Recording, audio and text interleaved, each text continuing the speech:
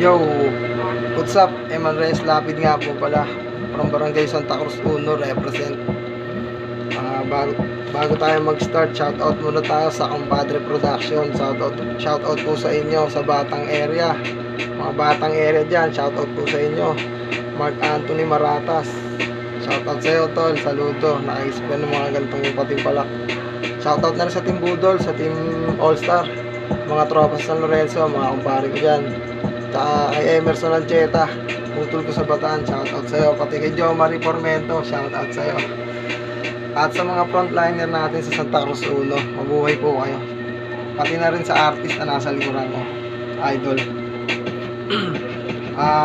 24 bar Smart Beat Challenge, konsepto po natin. Ano ang mga aral na natutunan mo sa loob ng iyong tahanan at sa iyong nasasakupan habang ikaw ay nasa quarantine? Pagsak na po natin yan. Tapusin mo ito. Taon ng 2020, naganda leche-leche. Kapwa mahirap sa gobyerno, nakadepende.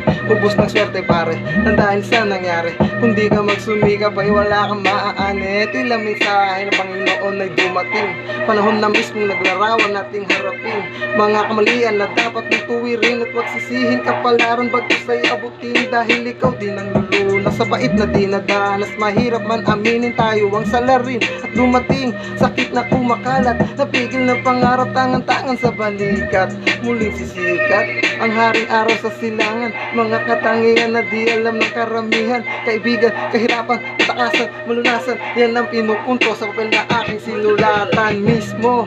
Pamilya nyo ay isa puso dahil walang sinuman na pwede sa atin na magturo. Bumangon, umahon kapag galit, huminahon. Mahal kong asawa, madaldal, lalo't pagdating ng hapon. Pero pagmamahal ko ang tugon, kahit na minsan ay madalas na napipikon. At matutong tumawag sa ating Panginoon, dahil ikaw ako, siya lang ang ating solusyon mula noon hanggang ngayon. Maraming salamat po. Sana po magustuhan nyo. Stay safe, stay home para ligtas tayong lahat. Thank you.